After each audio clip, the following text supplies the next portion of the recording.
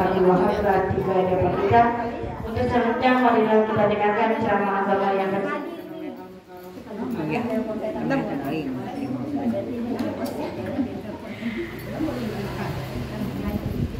Ibu-ibu yang saya hormati, kita dengarkan ceramah agama yang akan disampaikan oleh Al-Mukarram Al-Ustaz dari Ahmad Abu Wahab. Kami persilakan.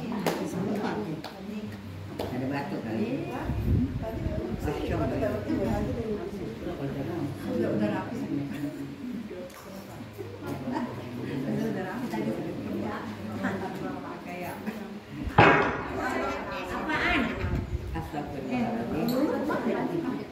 Apaan ini?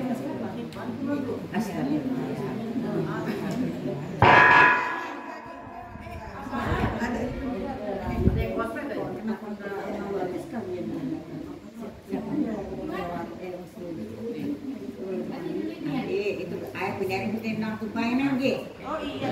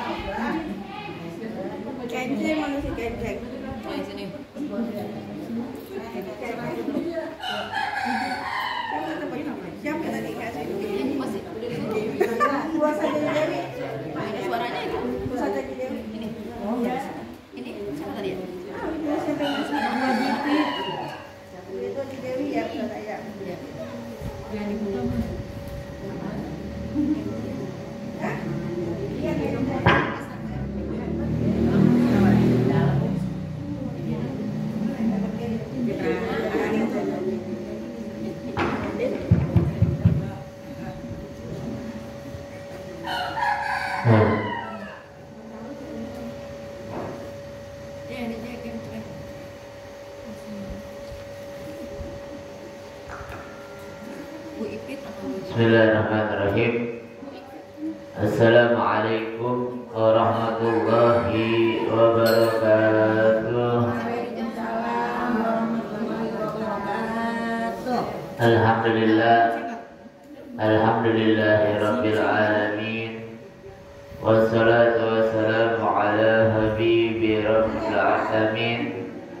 Sayyidina wa habibina wa syafi'ina wa nuri qulubina wa maulana Muhammadin wa ala alihi wa sahbihi ajma'in. Subhanaka la ilma lana illa ma 'allamtana innaka antal Rabbi shrah li sadri wa yassir li amri wahlul 'uqdatam min lisani yafqahu qawli bijahid nabi wa sahbi wa ali amma ba'd. Yang sama kita muliakan dan kita hormati Sahibul Bait, pimpinan Yayasan Al-Khairiyah Bapak Haji Abdullah. Yang sama kita muliakan pimpinan Majelis Ta'lim Al-Khairiyah Ibu Haja Siti Rahmah dan segenap para ustazat, guru-guru, Ustazah Haja Azizah, Ustazah Haja Asia, Ustazah Haja Dewi, yang kita doakan panjang umur, sehat afiat, dijauhkan dari segala penyakit zahiran wa batinan. Amin, amin ya rabbal alamin. Segenap hadirat jamaah Majelis Ta'lim Al-Khairiyah yang dimuliakan oleh Allah Subhanahu wa taala. Alhamdulillah, kita bersyukur pada Allah Subhanahu wa taala yang telah memberikan berikan kita nikmat sehat afiat, panjang umur dan taufik hidayah, sehingga kita bisa hadir istiqamah rutin di majelis yang kita banggakan ini. Semoga duduk hadirnya kita di sini menjadi sebab Allah turunkan rahmatnya kepada kita semua. Amin. Amin ya rabbal alamin. Salawat beserta salam kita haturkan kepada junjungan kita Nabi besar Muhammad sallallahu alaihi wasallam yang telah menuntut kita umatnya minal zulumati ila nur, minal akhlaqil fasidah ilal akhlaqil karimah.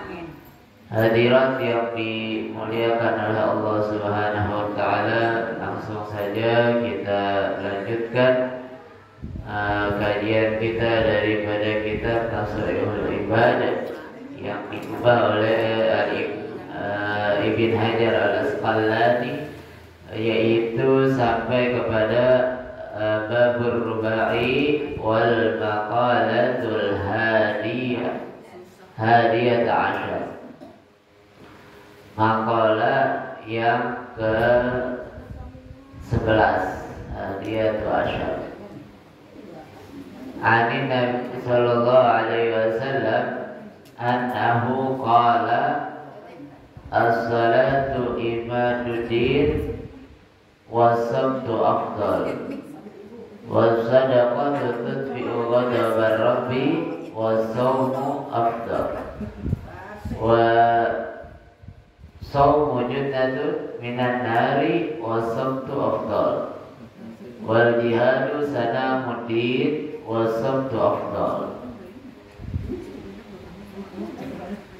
Jadi makon yang ke-11 ini Allah dari Nabi sallallahu alaihi wasallam, sabda Nabi Muhammad sallallahu alaihi wa alihi wa sahbihi wasallam, as-salatu imaduddin, salat itu adalah tiangnya agama.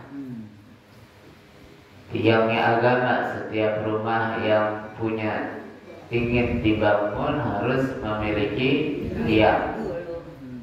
Dan sholat ini adalah bentuk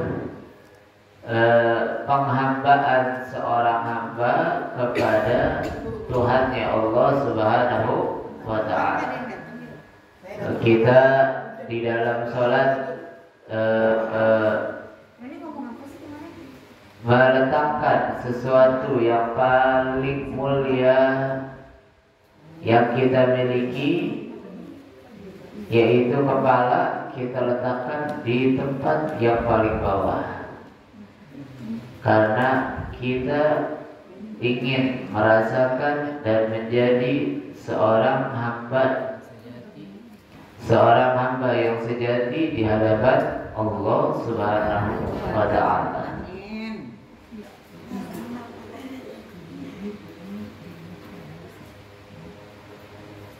Makanya sholat itu adalah menjadi tiang agama. Bagus orang sholat 5 waktu, bagus.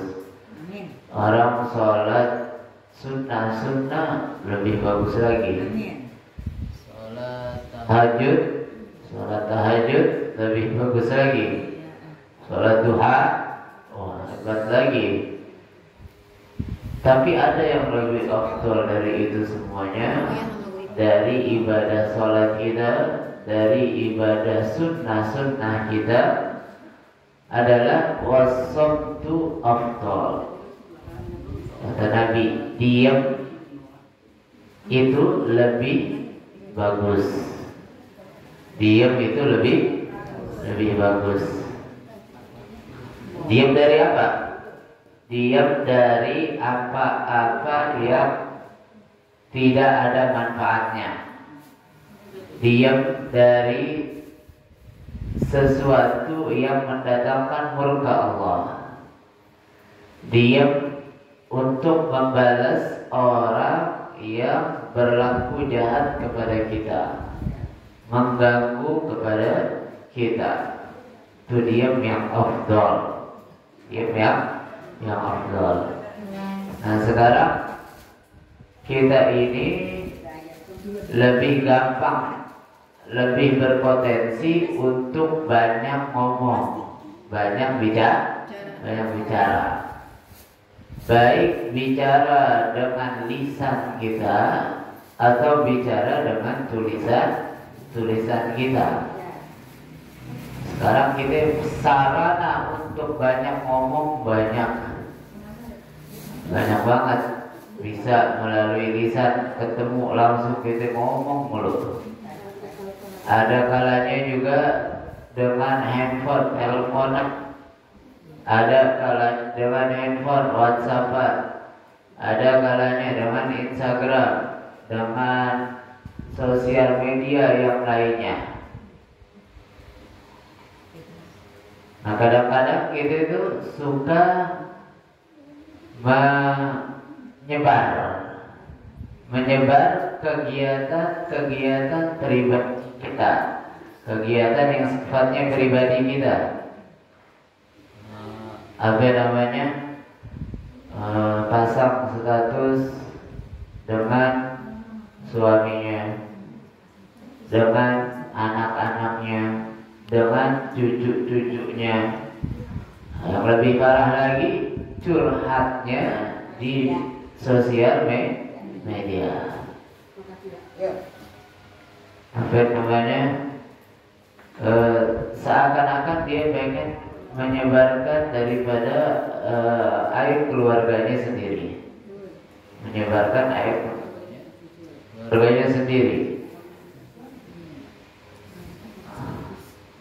Sebab kenapa kok emangnya nggak boleh majang foto keluarganya di sosial media? Boleh, cuma manfaatnya apa? Majang foto lagi makan di restoran di Sawo 3, kampung kecil. Apa ya? Sawo 3 betul? Sawo 3, kampung kecil. Sambil joget-joget kan? Terus gunanya apa ya? Foto apa? Majang foto makanan. Gunanya apa? Tidak ada gunanya. Malah apa? Menimbulkan rasa iri kepada orang lain. Minimal kalau orang lain gak ngiri, orang lain jadi iba, apa namanya? Ngetes. Enak banget dia bisa makan. Kita di rumah nggak bisa makan. Nah, ada beras doang. Kan begitu. Mengen-mengenin orang. Kira-kira bagus tapi nggak mengen-mengenin orang. Kurang ajar. Begitu kurang ajar. Ngasih kagak, mengen-mengenin doang. Begitu. Makanya rasa-rasanya kita mesti harus lebih bijak lagi dalam bersosial media.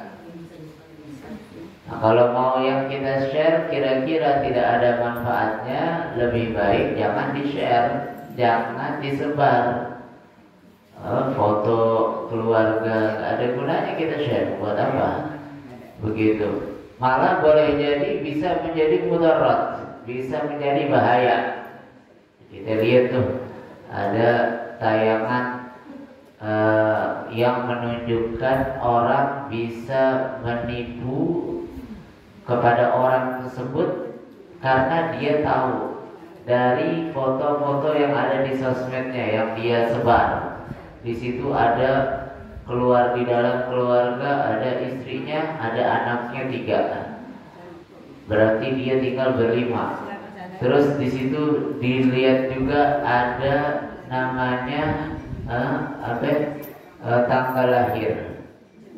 Tanggal lahir di sosmednya dipasang, ada juga diambil sama dia. Terus foto-foto di antara yang dia sebar, di situ ada foto dia sedang memamerkan kartu kreditnya, begitu, atau ATM-nya, sehingga diambil nomor dari kartu tersebut, sehingga terakhir itu orang bisa ngambil isi dari kartu tersebut melalui tanggal lahir dan informasi-informasi yang disebarkan di sosial medianya dia sendiri. Begitu. Ini salah satu contoh mudarat yang bisa ditimbulkan dari nyebarin apapun tentang keluarga kita di sosial media. Mendingan gak usah di-share, gak usah nyebar, gak usah pasang status macam-macam. Kalau mau pasang status yang ada faedahnya. Pemandangan boleh, gak apa-apa. Pasang status boleh, tapi sekiranya ada faedahnya, apa itu kata-kata yang nasihat atau itu menunjukkan kegiatan yang positif yang dilakukan oleh kelompok tertentu, hadir majelis taklim. Mungkin orang yang nggak tahu jadi tahu, orang yang nggak kepengen jadi kepengen. Begitu. Kegiatan-kegiatan yang positif, cuma jangan berlebihan juga. Jangan berlebihan. Ini kegiatan positif, lagi tahajud kita sebar ke sosial media. Itu namanya berlebihan. Itu namanya berlebihan. Kegiatan-kegiatan yang dilakukan rame-rame, hadir pengajian, hadir maulid, hadir apa lagi, arisan deh kalian begitu. Kita sebarin biar tahu waktunya, itu nggak masalah. Tapi kalau pasang foto keluarga, pasang foto anak, pasang foto cucu, ini sekiranya nggak ada gunanya, lebih baik jangan. Karena apa? Karena khawatir tadi tuh. Terus juga kita khawatir karena anak-anak kecil, cucu atau anak yang masih kecil biasanya cakep-cakep, jarang yang jelek, begitu. Jarang yang kurang enak dipandang, semua lucu-lucu. Seandainya pun kurang cakep, lucu, masih ada lucunya, begitu. Nah, itu bisa menimbulkan ada namanya penyakit ain. Kita udah jelasin beberapa saat yang lalu. Ini penyakit ain, orang memandang dengan pandangan dia itu bisa membahayakan buat yang dia pandang. Penyakit ain, begitu, bisa menyebabkan sakit, bahkan sampai meninggal dunia, celaka dan lain sebagainya. Begitu. Makanya itu kita apapun yang kita ucapkan, yang kita pajak, kita dampingi dengan Masya Allah atau dengan Allahumma shalli ala Muhammad, selawat, agar terhindar dari aib. Maka kita di dalam doa setelah pembacaan surah Yasin yang diajarkan oleh ulama kita mohon perlindungan dari yang namanya penyakit aib. Wa min syarri di syarri innaka ala kulli syai'in qadir. Allahumma, sebelumnya apa itu? Wa nastaghfiruka wa nasta'uduka adyanana wa abdanana wa anfusana wa amwalana wa ahlana wa kulla syai'in a'taitana. Allahumma ja'alna wa iyyakum fi kanafika wa amanika wa ziyadika wa jiwarika min kulli syai'in marid wa jabbarin anid wa zi ainin wa zi baghid min syarri kulli dhi syarri innaka ala kulli syai'in qadir. Itu kita minta perlindungan. Allahumma inna nastaghfiruka, ya Allah, saya minta perlindungan fi adyanina, agama saya, anak saya, keluarga saya, supaya selalu dalam perlindungan Allah. Dari apa? Mensyari nastaghfiruka wa nasta'uduka adyanana wa abdanana anfusana wa amwalana ahlana kulla syai'in a'tana. Allahumma ij'alna wa iyyahum fi kanafika wa amanika wa iyatika wa jiwarika min kulli syai'in marid. Dari setan-setan yang senantiasa mengganggu, syai'in marid, wa jabbarin anid, penguasa yang reseh, jabarin anid, wa zi ainin, dari penyakit ain. Penyakit ain minta perlindungan sama Allah Subhanahu wa ta'ala. Sebab kita nggak tahu siapa orang yang bisa menimbulkan penyakit ain. Nah kalau kita panjang di status ratusan orang bahkan ribuan orang, bisa jadi satu dunia bisa melihat. Kita nggak tahu di antara mereka ada yang punya ain begitu. Di antara mereka ada yang senang melihat kita, ada yang gedek melihat kita bahagia. Kan ada tuh orang yang begitu. Ada aja, ada yang senang melihat kita bahagia, kita bahagia, dia lebih bahagia. Ada lagi yang kalau kita bahagia, dia gedek, dia stres, dia sumpah, bahkan sumpahnya melebihi dia kena musibah. Begitu, ada yang model begitu, yang kalau melihat orang lain sumpahnya sama kayak meninggal orang tuanya, sumpahnya setengah mati. Waliyadzubillah sama na'udzubillah. Jangan sampai dah punya sifat model begitu. Makanya Nabi ajarin tuh ibadah bagus, cakep, sholat, karena itu tiang agama. Tapi wasabtu afdol, diam lebih afdol. Jangan banyak bicara. Makanya itu Nabi bilang dalam hadis lain, as-sabtu arfa'ul ibadah. Diam itu adalah tingkatan ibadah yang paling tinggi. Tingkatan ibadah yang paling tinggi. Kalau udah ngomong yang gak ada manfaatnya, mendingan diam. Kalau ada yang menyakiti kita melalui lisannya, menyakiti kita melalui tulisannya, menyakiti kita melalui status sosial medianya, mendingan diam. Mendingan diam. Sebab kalau kita balas makin panjang. Kalau kita balas yang tadinya yang tahu orang yang menghina kita, apa yang dihinakan kepada kita, itu yang tadinya tahu orang cuma 3 orang, kita balas jadi 300 orang yang tahu. Karena kita balas-balasan. Nah, kita lihat tuh contohnya di TV atau di sosial media, kasus-kasus yang viral, keributan antara seseorang dengan orang yang lain. Ini keributan kenapa sampai viral, sampai lama selesainya? Karena yang ini membalas yang itu membalas yang ini, gak kelar-kelar akhirnya sampai merembet kemana-mana. Coba kalau diam, hilang-hilang sendiri. Kalau diam, dihina dia, dicaci dia, ntar capek sendiri yang nyaci. Itu yang nyaci dia kesel sendiri. Kenapa? Kok dikatain diem aja. Kalau dibalas dia ada perasaan puas. Kita katain dia, terus yang kita katain balas, ada respon. Oh, girangnya luar biasa. Memang itu yang ditunggu oleh orang yang suka mencaci, orang yang suka menghina. Dia memang paling senang kalau hinaannya itu direspon. Baik itu responnya membalas, atau responnya menangis, atau responnya sedih. Itu yang diharapkan. Dia makin girang kalau begitu modelnya. Makanya kita kalau dihina, kalau direndahkan, kalau dicaci, keadaan kita itu kita tunjukkan biasa-biasa aja, tetap bahagia, gak ada efek dari apa yang dihinakan, agar dia makin dongkol.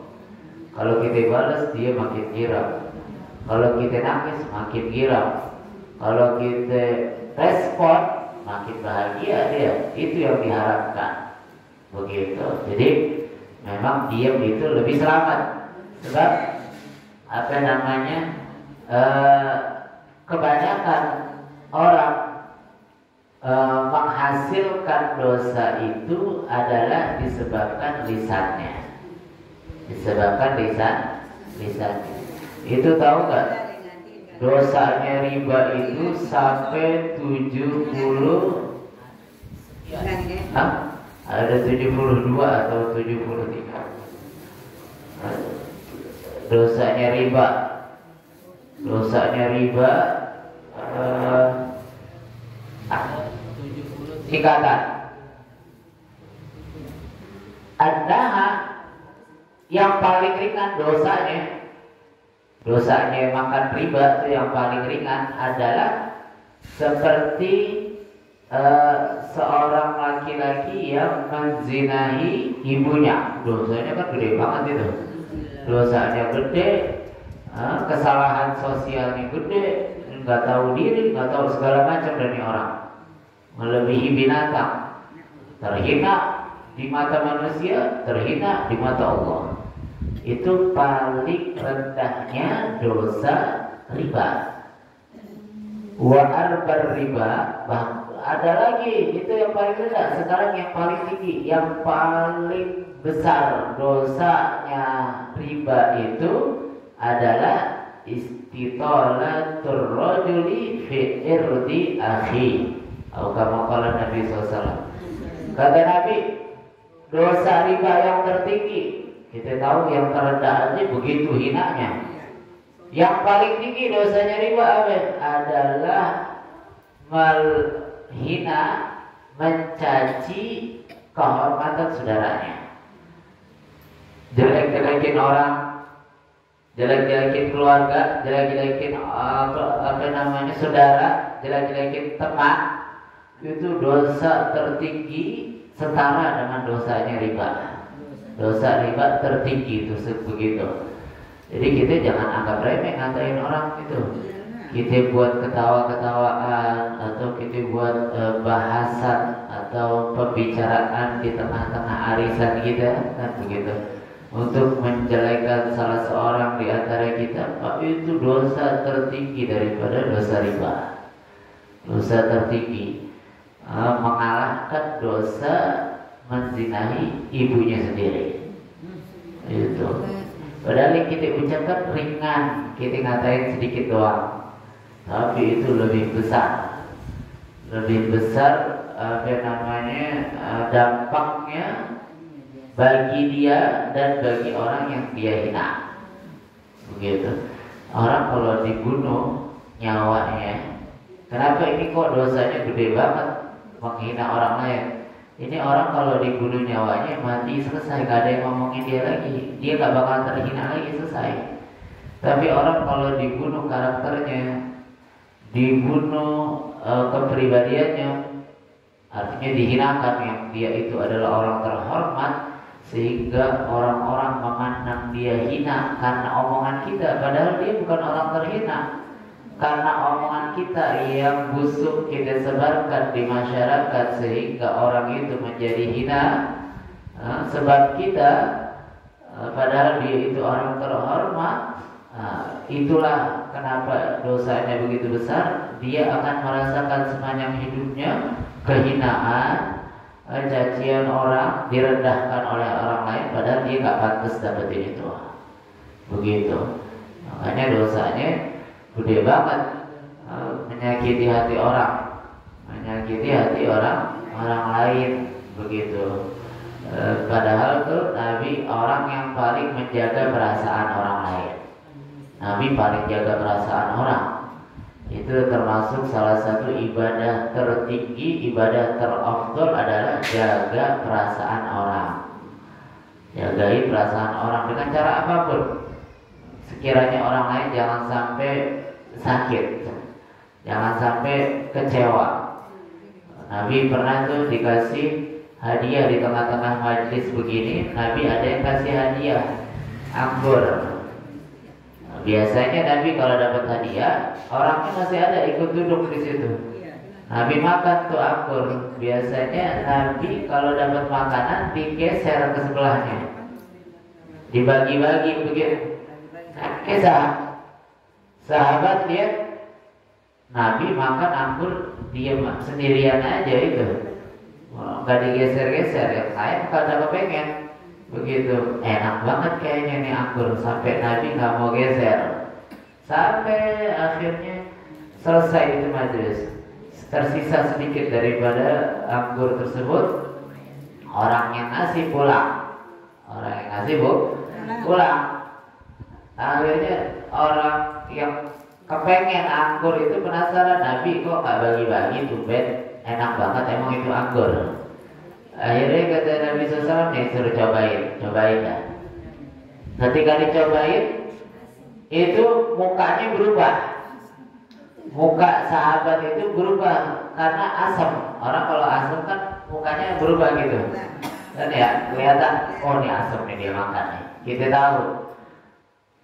Nah Nabi nggak mau tuh orang yang ngasih lihat muka sahabat berubah karena asam, akhirnya dia merasa nggak enak.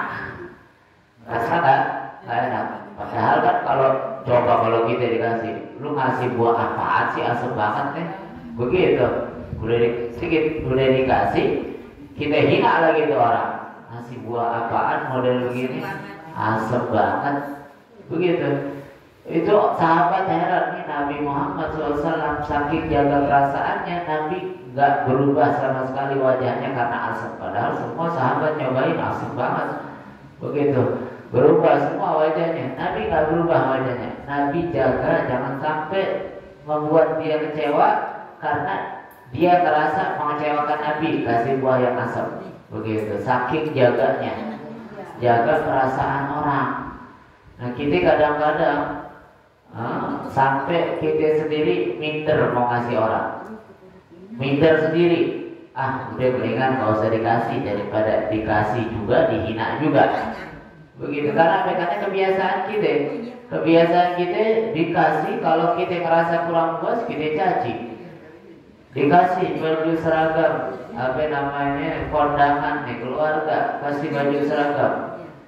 Ini baju seragam jelek amat bahannya, begitu.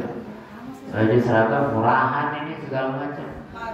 Begitu panas dan segala macam diomongin, udah dikasih masih diomongin. Jauh banget dari sifatnya Nabi. Begitu. Akhirnya udah sekalian nikahan gak usah bikin seragam daripada ngasih juga dicaci juga, ya gak usah deh. Begitu. Akhirnya sekalian gak ada malahan.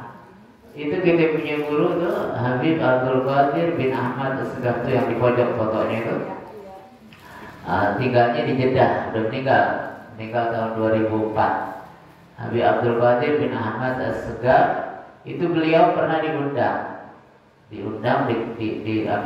di Jeddah oleh seseorang. Selesai acara pulang biasa, pulang diantar sampai mobilnya, ini Habib terus sama yang punya rumah diantar sama mobil, naik mobil ngobrol-ngobrol biasa, ngobrol sedikit, terus yang punya rumah nutupin pintunya. Terus habis ditutup masih ngobrol sedikit, agak lumayan, baru jalan. Mobil ini jalan berapa meter, udah gak kelihatan dari yang punya rumah, nyuruh supir berhenti dulu sebentar. Berhenti sebentar, terus buka pintu. Kenapa Bib? Kata supirnya, ini tangan saya kejepit. Tangannya kejepit. Lah tadi nggak bilang dari tadi begitu, biar ini nggak mau bilang nanti kalau saya respon kesakitan atau saya sampai keluar rumahnya tahu, dia bakal ngerasa gak enak banget karena sebab dia tangan saya kejepit. Itu sampai dijaganya tangannya sampai luka, kejepit mobil. Itu mobil sakitnya kayak apa itu?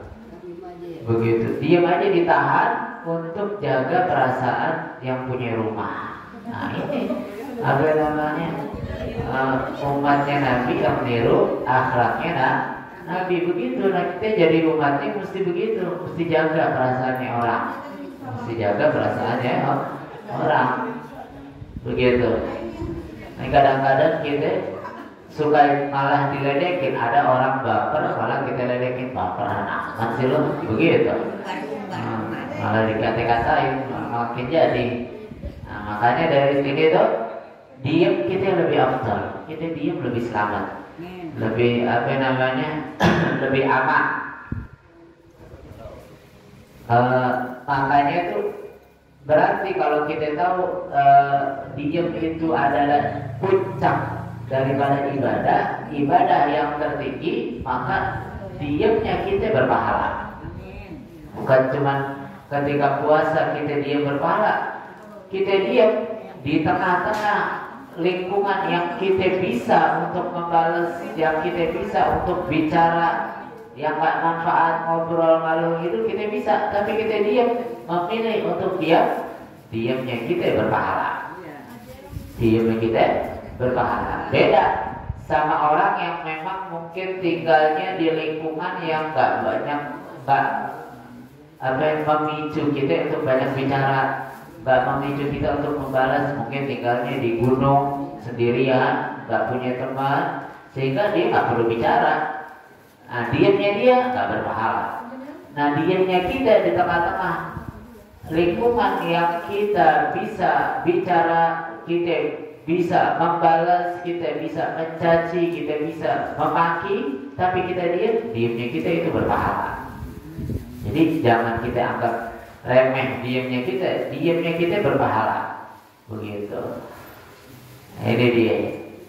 Jadi diam lebih afdal. Ibadah bagus tapi diamnya kita lebih afdal. Wa sadaqatu tudfi'u ghadabar rabbi. Sedekah itu di dalam riwayat yang lain sedekah itu sir, sedekah yang tersembunyi gak ketahuan orang. Itu dapat meredam murka Allah. Mungkin kita paling takut kalau Allah udah murka. Allah kalau udah murka kita ngeri.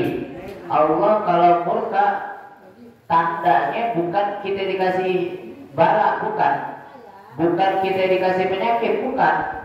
Allah kalau udah murka sama seorang hamba, itu hamba dicuekin. Dicuekinnya gimana? Apa didiemin? Apa nggak diajak ngobrol? Enggak. Dicuekin artinya dia kaya, dia sukses, dia makmur, temannya banyak, pangkatnya tinggi, tapi gak ingat sholat, gak ingat zikir, gak ingat baca Al-Quran, gak ingat ibadah, dan dia merasa tenang-tenang aja.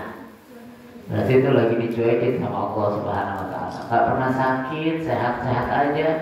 Itu orang lagi dicuekin sama Allah. Lebih berbahaya daripada siksaan api neraka. Lebih berbahaya daripada musibah-musibah yang ditimpakan. Begitu.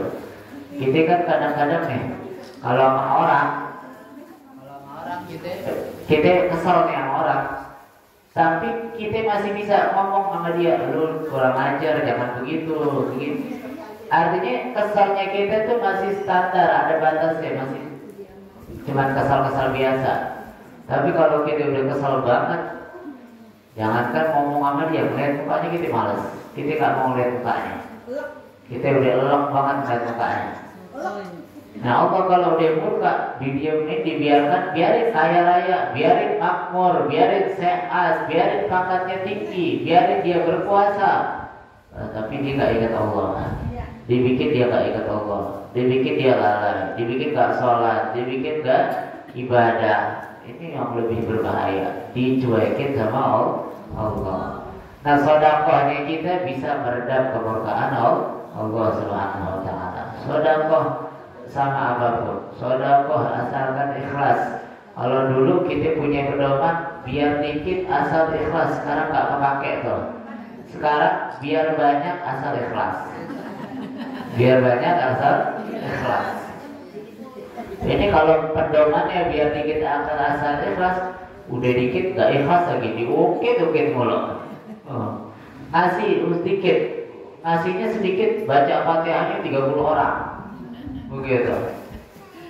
Kadang-kadang ditulis hamba Allah.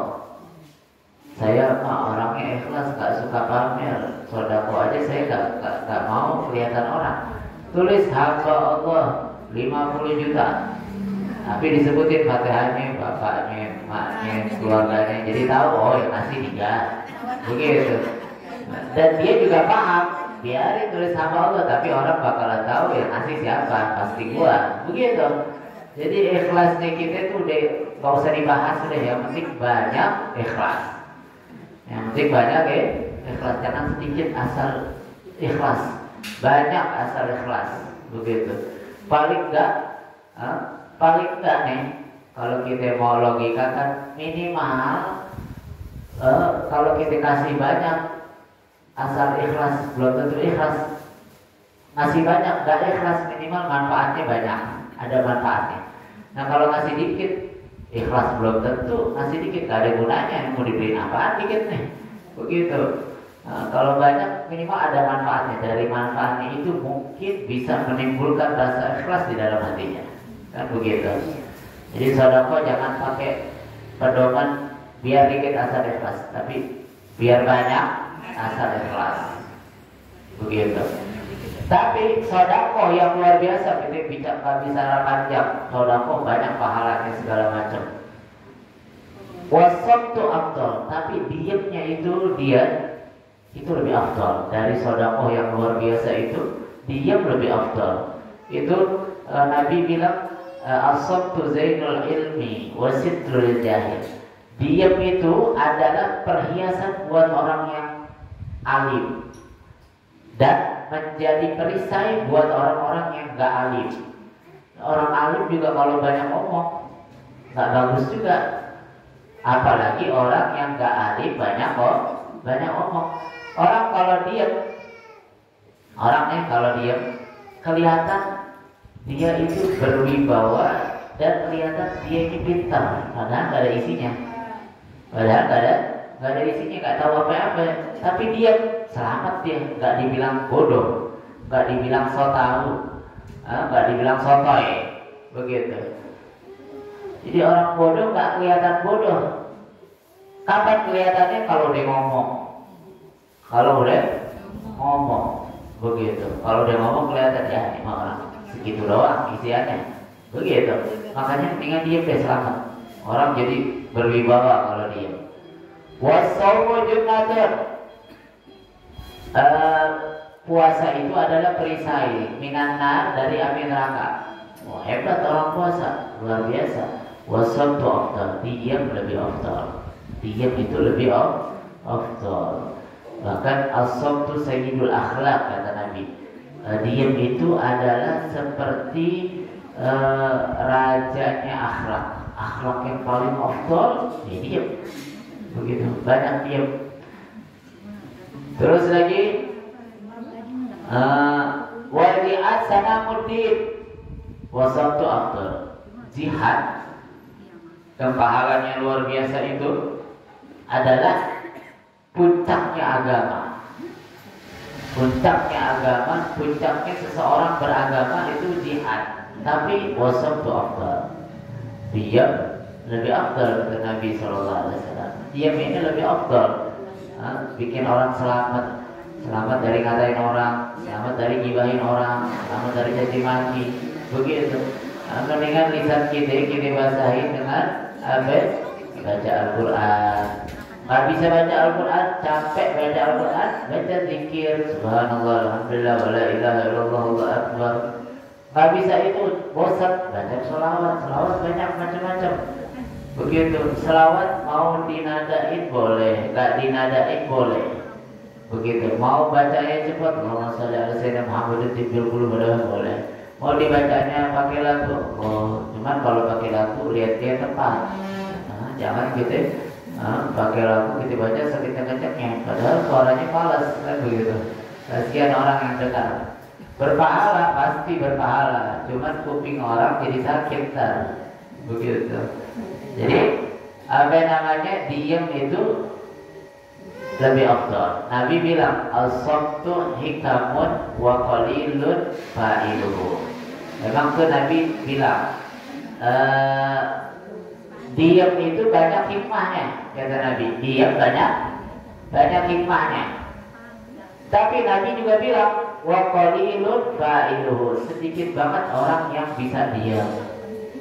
Ini kalau udah ngomongin sedikit berarti adalah sesuatu yang langka. Tahu nggak kalau sesuatu yang langka gimana hasilnya? Kita kalau beras udah langka, itu beras bakalan gimana?